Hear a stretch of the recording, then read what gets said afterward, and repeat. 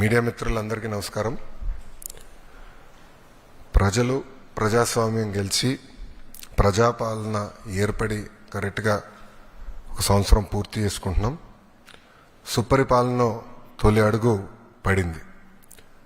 విధ్వంస పాలన నుంచి ఏకంగా వికాసం వైపు మన ప్రభుత్వం ప్రయాణం ప్రారంభించింది. కేంద్రంలో ప్రధానమంత్రి గారు, రాష్ట్రంలో గౌరవ ముఖ్యమంత్రి చంద్రబాబు నాయుడు గారి నాయకత్వంలో ఆంధ్ర రాష్ట్రంలో డబుల్ ఇంజిన్ సర్కార్ అనేది ఈరోజు నడుస్తుంది. ఒక ఉద్యోగాల విషయంలో చూస్తే మెగా డిఎస్సి ఏర్పాటు చేసి ఏకంగా 16,347 పోస్టులు ఈరోజు ప్రజాప్రభుత్వం భర్తీ చేస్తుంది. ఈ మెగా డిఎస్సిని ఎట్టి పరిస్థితులు ఆపాలని ప్రతిపక్ష పార్టీ సుమారుగా 24 కేసులు, ఈ రోజుతో 24వ కేసు కూడా డిస్మిస్ అయింది సుప్రీంకోర్టులో. 24 కేసులు వేశారు.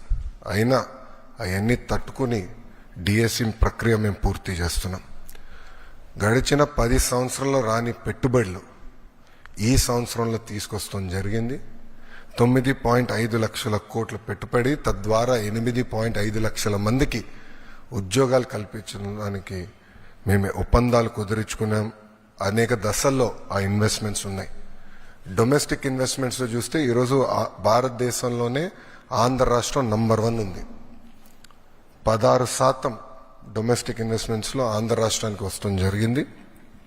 దాంట్లో భాగంగా TCS, LG, NTPC green, ఆసిలర్ Mittal, BPCL, Reliance, renew power లాంటి సంస్థలు ఈరోజు ఆంధ్ర రాష్ట్రంలో పెట్టుబడులు పెట్టడానికి ముందుకు వచ్చినాయి. డబుల్ ఇంజిన్ సర్కార్ ఉంది కనుకనే విశాఖ స్టీల్ ప్లాంట్ కాపాడుకోగలం, రైల్వే జోన్స్ సాధించాం. అంతేకాకుండా భోగాపురం ఎయిర్పోర్ట్ పనులు కూడా వేగవంతంగా ఈరోజు జరుగుతున్నాయి. మీరు చూస్తే ప్రజాప్రభుత్వం ఏర్పడిన తర్వాత ఒక పెన్షన్లోనే భారతదేశంలో ఏ రాష్ట్రం ఇవ్వని విధంగా మేము ఇస్తున్నాం. వృద్ధులకి 1,000 రూపాయలు పెంచాం, వికలాంగులకి 3,000 రూపాయలు పెంచాం.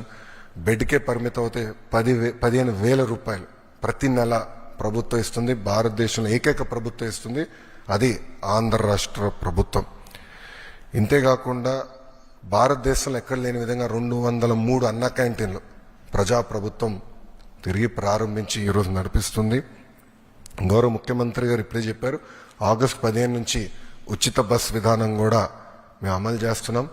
దీపం పథకం ద్వారా ఇప్పటికీ 2 కోట్ల గ్యాస్ సిలిండర్లు ఉచితంగా ప్రజాప్రభుత్వం తెలుగింటి ఆడబడుచులకి అందజేస్తాం కూడా జరిగింది.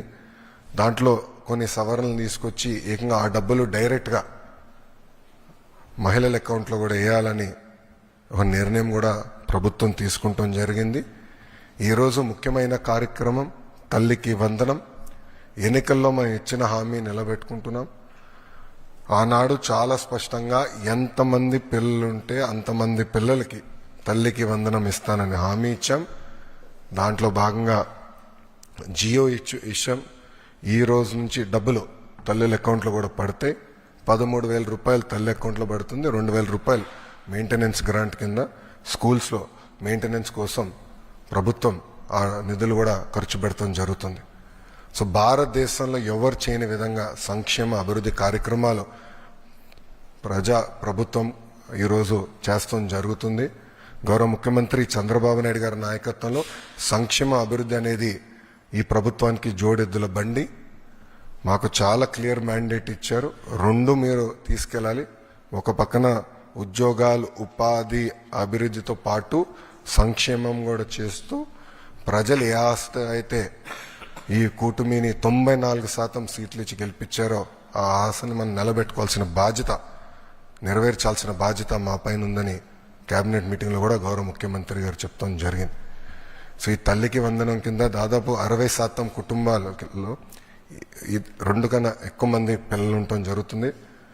సో వాళ్ళకి 2 ఉంటే 26,000, 3 ఉంటే దేర్ ఆఫ్ డబ్బులు వస్తాయి. సో ఆటోమేటిక్గా ఆ డబ్బులు వాళ్ళ అకౌంట్లో పడటం జరుగుతుంది.